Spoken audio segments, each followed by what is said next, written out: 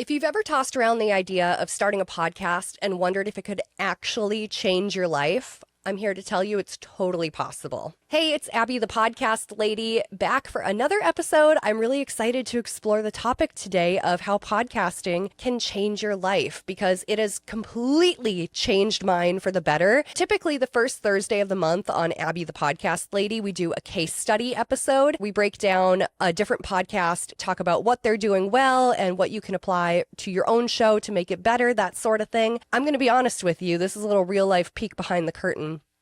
My house got rocked by whatever crud is going around, and I did not have time to put together a case study episode. But this week, when I was down and out with whatever illness is going around, I came across the fact that it was National Podcast Day on September 30th. And I'm like, oh my gosh, that's so cool. I didn't realize there was a National Podcast Day. And it got me really reflecting on how podcasting has changed my life. And I wanted to share the story of how that happened because I think a lot of people start a podcast wanting it to change their life and they don't exactly see the roadmap laid out in front of them. And I don't think there necessarily is one clear-cut way for a podcast to change your life, but looking back on my own story, I know there's a lot of little things that led up to a lot of really big things that happened to make my life completely different from what it was even a few years ago before I started podcasting. So I just kind of wanted to share my story, and you might find some similarities with your own story or might see something in there that you could apply to your own story. So let's start at the very beginning. How did I get started in podcasting? I was a radio DJ. I actually went to college to be a radio DJ. Yes, that is a real thing. I am a graduate of Brown College of Radio Broadcasting in Mendota Heights, Minnesota. I have an associate's of applied science in radio broadcasting. It sounds like a crazy degree, kind of because it was a crazy degree. The school doesn't even exist anymore. But I was a radio DJ. My passion has always been talking into a microphone and running a soundboard. That's all I ever wanted to do. I had no other career goals in life. This was it.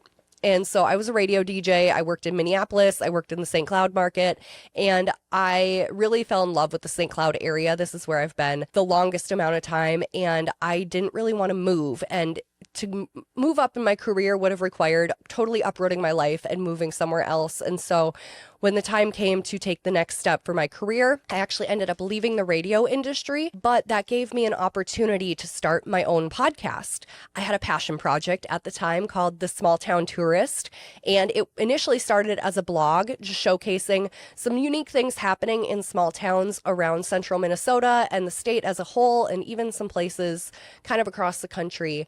And so I turned that blog into a podcast, and I loved making the Small Town Tourist. It was so much fun, and I met some really great people. I had some awesome guests on, and it really taught me the ropes of how to make a podcast because it was something that I had no experience in.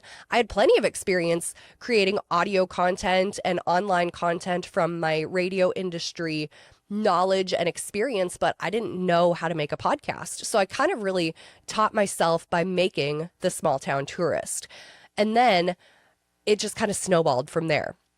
So from the Small Town Tourist, I actually got my very first podcast client. I had Liz Fiddler-Mergen, at the time just Liz Fiddler, from Sunny Mary Meadow Flower Farm on my podcast to tell her farm story because she had this really unique business model that was happening in St. Joseph, Minnesota. So I had her on to share her farm story, and we killed the microphones at the end of the recording, and we just kind of sat there for a beat, and we looked at each other, and she said, "So I should start a podcast." And I said, "Yes, you should start a podcast, and I will help you start a podcast." Because by that time, I had figured out how to get my podcast on places like Spotify and onto YouTube and all the other places. And I'm like, I know how to do this, so I can help you create your podcast so you can reach your target audience. And so we sat down and we would record at her kitchen table while her kids were running around, and we really were scrappy with it in the beginning. I had very rudimentary podcast equipment. I had my Zoom PodTrack P4 and a couple of microphones. Like, it was very scrappy in the beginning, but we made it work. And I got to help her launch her podcast because of what I had taught myself in the process of making my own podcast. And it was so cool. And we really amassed some major downloads unexpectedly in the first few months of her show. And it was really fun. And from there, it kind of snowballed into a friend of Liz's ended up saying, well, how are you making your podcast? And she would say, well, Abbey is helping me make my podcast because I don't have any desire to learn how to edit the audio, how to make the video, how to make the social media. I don't want to know how to do any of that. So I just put it in Abbey's hands and she takes care of it because she knows how to do it. And so that referral then led to another client, and then it led to another client, and it just this word of mouth of, hey, Abbey, the podcast lady, she can help me make my show. Why don't you ask her to help her?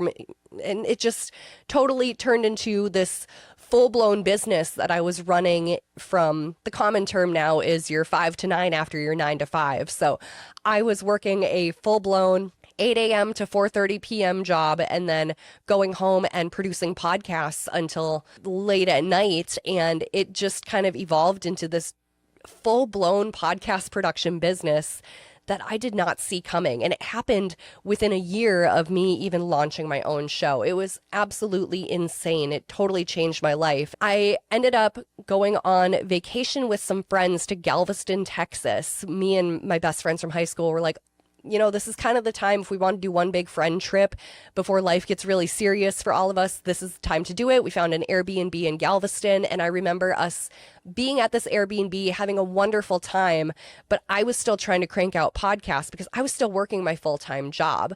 I was about a year and a few months into my podcast production business, and I'm like, I think it's time to take the leap. I think I need to go full-time in the podcasting industry.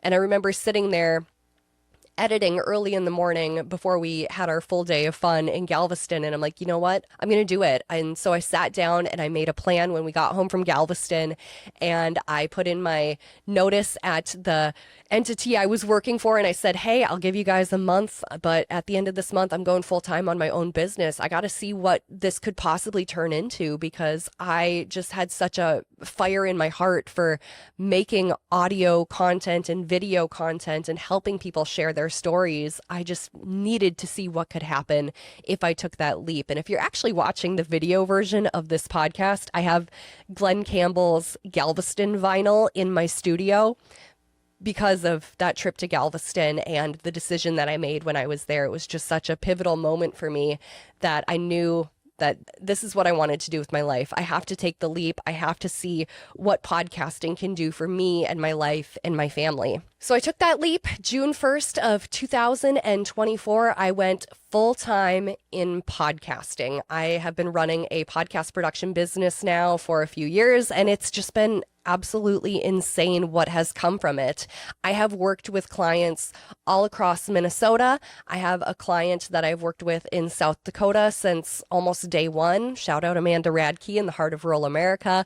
I have a wonderful client in Knoxville, Tennessee. I've worked with people in Texas. I have worked with cattle ranchers in Melbourne, Australia, even just because of the word of mouth of, hey, this is Abbey. She's the podcast lady. She can help me make my show and make it sound really professional and make some really great promotional content for it. And it just takes that burden off their shoulders. And I am so grateful for all of the amazing connections that have come from making a podcast. It all started with me just starting my own show and trying to figure this out as I went. And it's just snowballed into this beautiful, wonderful thing where now I'm sitting in a podcast studio in downtown St. Cloud that I rent every single month, and I help make some really great content for local people here in this space. I'm speechless because I wake up every morning knowing that I get to do something that I absolutely love.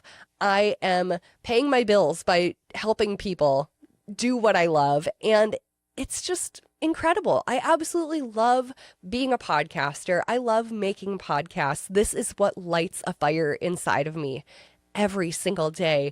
And I had another really pivotal moment happen this week. It was actually, was it International Podcast Day? Maybe it was the day before. But I got selected to be a speaker at PodFest 2026, and I am beyond excited for this. I went to Podfest this year, 2025. It's still 2025.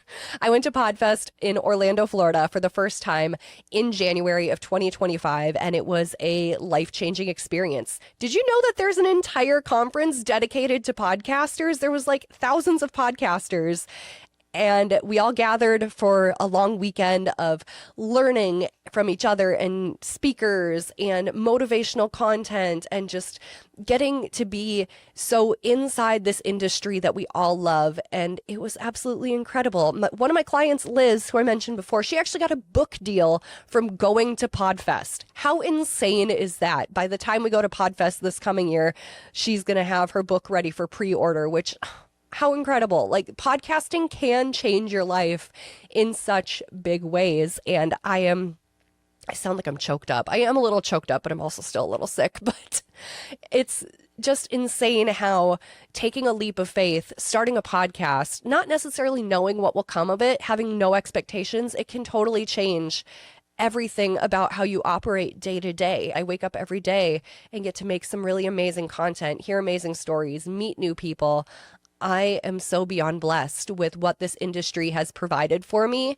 And it's not from like, oh my gosh, I got a MeUndies deal and I am hawking Fresh Pet for someone and making millions of dollars in ad revenue. But instead, it's changed my life in a way where I get to add real value to people's lives, which in turn adds real value to my life. And it's just an incredible industry. And I think everyone should have a podcast and not necessarily set super high expectations, but just kind of start it and see where it can take you. Because I think it can take people down so many different roads and you can meet so many new people. I just am such a believer in the podcasting industry being a life changer, and I can only hope that it will change your life just as much as it's changed mine just by hitting record. So kind of a sappy episode today, but I thought it was important to share this story, and sorry there's no case study today. If you were hoping for a case study, maybe I'll throw in a bonus episode this month, but I just really wanted to share how podcasting's changed my life and